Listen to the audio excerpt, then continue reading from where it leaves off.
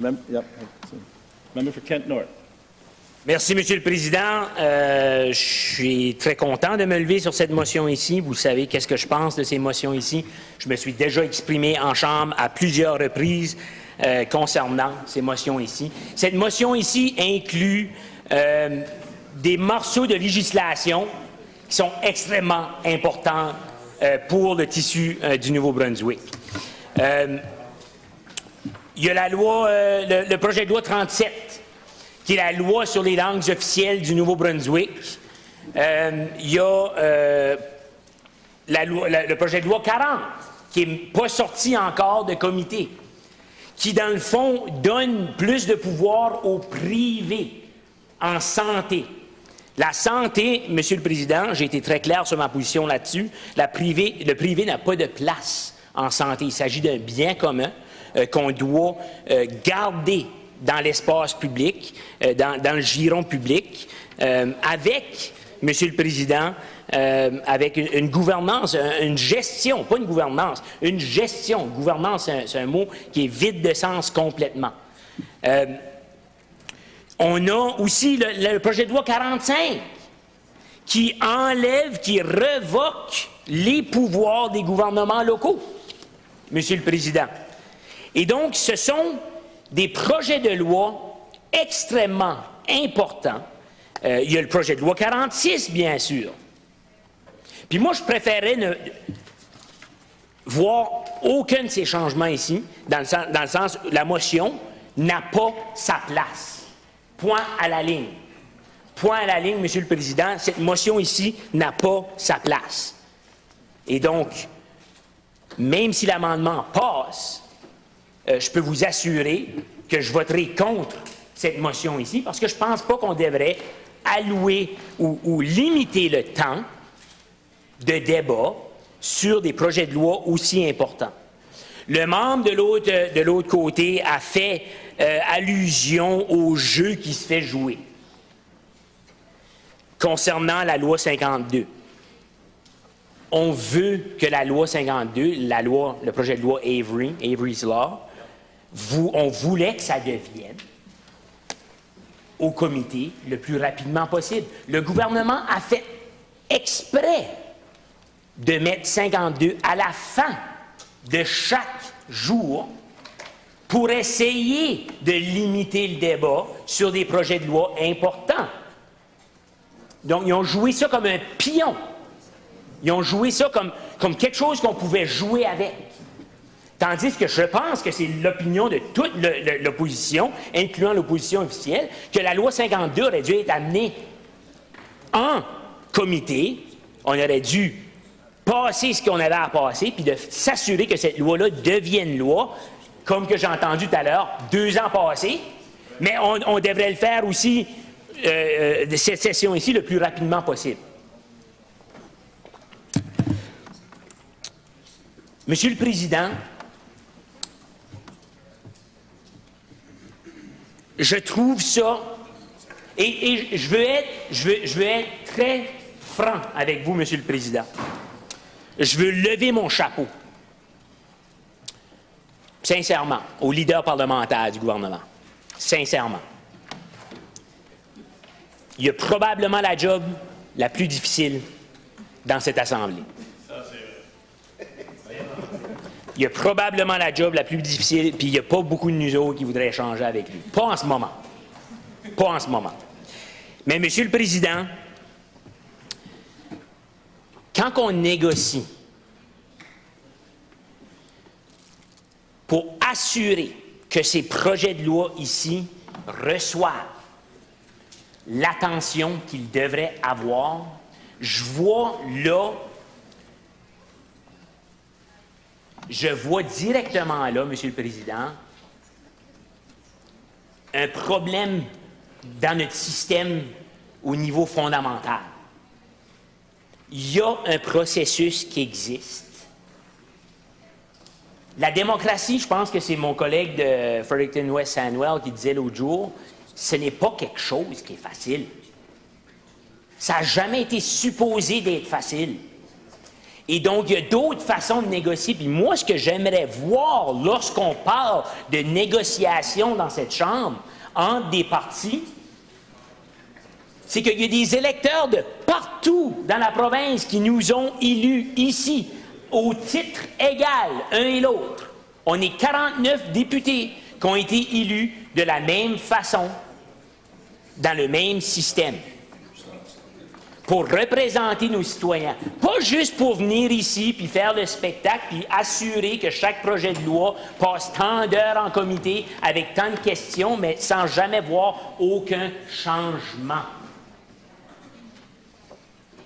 Donc, lorsqu'on vient à négocier entre partis, soyons sincères, arrêtons les optiques, assisons-nous comme des grandes personnes, puis négocions sur des projets de loi qui vont ressembler plus à l'entièreté des Nouveau-Brunswickois qu'on représente.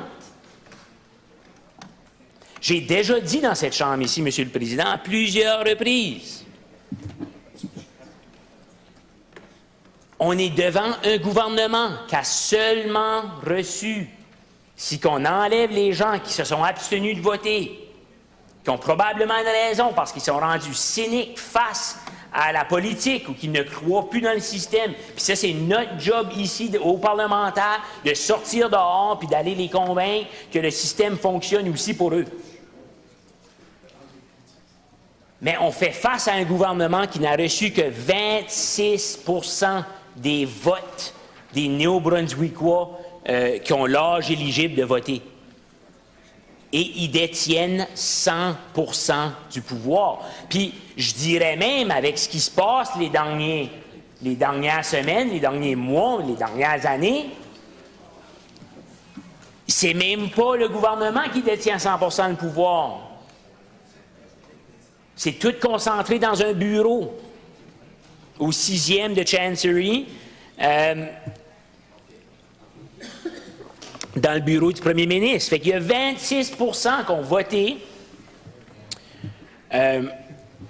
pour mettre ce gouvernement ici au pouvoir, puis on pourrait calculer, je n'ai jamais fait le calcul, mais combien de Néo-Brunswickois ont voté directement pour le premier ministre et diviser ça par le nombre de Néo-Brunswickois, puis on parlerait d'un très, très, très petit pourcentage de gens qui ont voté pour cette personne-là.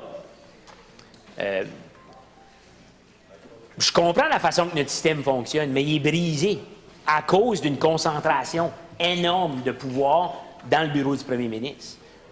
J'ai déjà dit dans cette Chambre ici, puis je pense que les autres députés le savent très bien, que je suis en faveur d'une représentation proportionnelle. Je pense qu'on devrait mieux représenter la volonté des Néo-Brunswickois et des Néo-Brunswickoises ici, à l'Assemblée législative.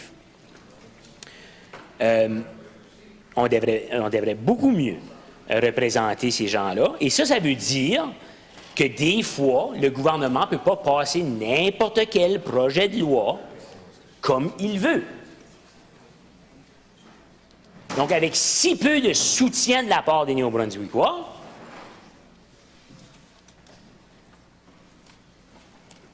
ils devraient être obligés de s'asseoir et de négocier.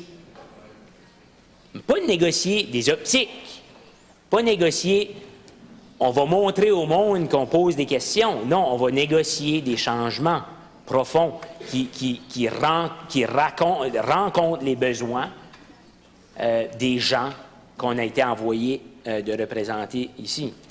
On va donner aussi une chance à ces citoyens-là de s'impliquer.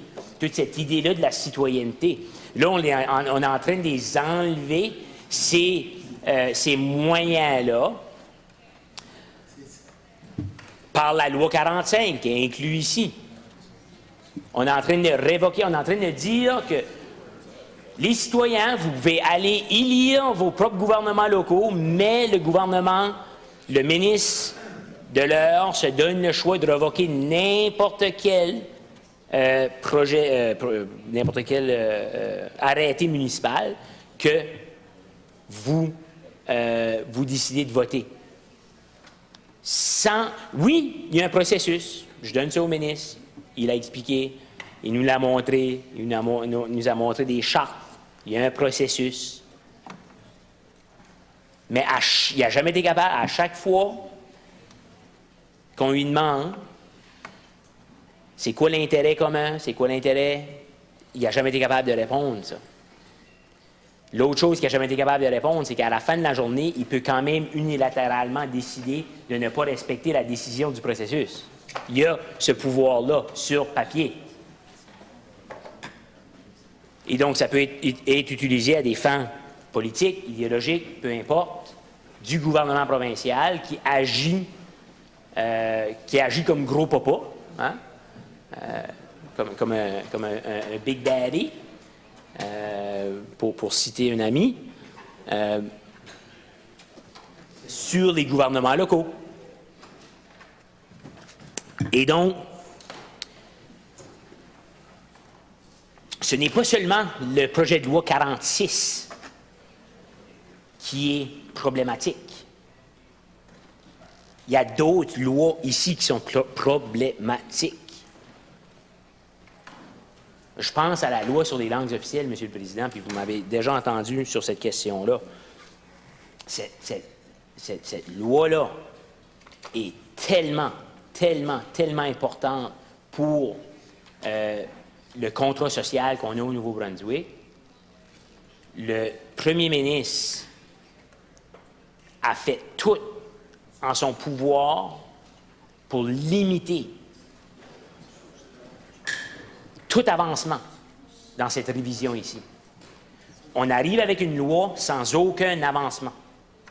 Puis je sais que le gouvernement nous dit, le secrétariat, mais le secrétariat, quand on regarde la forme, tout ce que c'est un nom.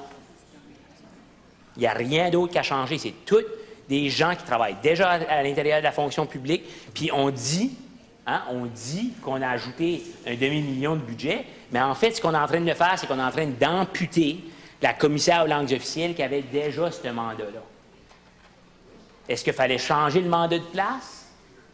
Peut-être, mais viens pas me faire croire que c'est un avancement vers l'égalité réelle. Et donc, on a des projets de loi extrêmement importants ici, qu'on tente de bâillonner,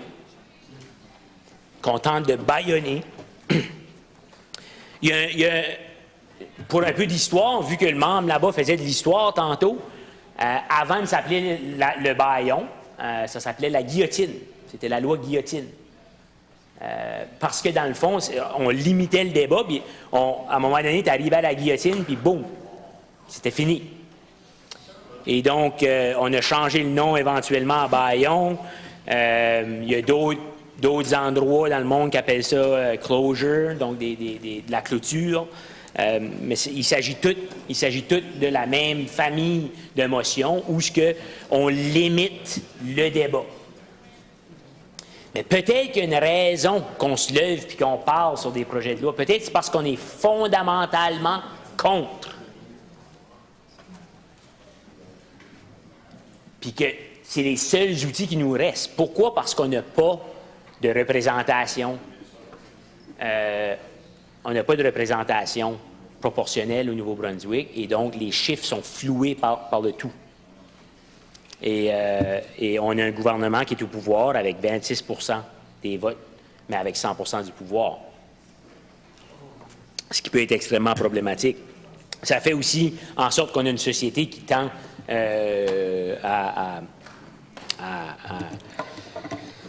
dans le fond, c'est comme j'ai déjà dit, moi, libéraux conservateurs, c'est deux équipes de gestion qui pensent assez pareil.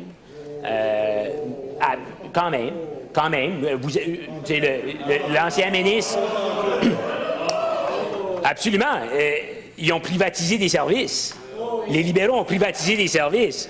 Les libéraux ont resté extrêmement silencieux lorsqu'ils étaient au pouvoir sur les langues officielles, extrêmement silencieux, jusqu'à amener l'ancien premier ministre à s'excuser publiquement après son mandat. Fait que c'est deux gouvernements qui se ressemblent énormément, mais qui sont deux équipes de gestion. Et donc, Monsieur le Président, je vais voter pour cet amendement pour essayer de nous donner plus de temps. Mais, Monsieur le Président, je vais voter contre cette motion parce que me faire bâillonner, je trouve ça complètement inacceptable, puis que n'importe quel autre député de cette Assemblée ici, je me battrai tout le temps pour eux autres, pour assurer que nous, en tant que députés, on se fait pas bâillonner. Merci. The government House Leader.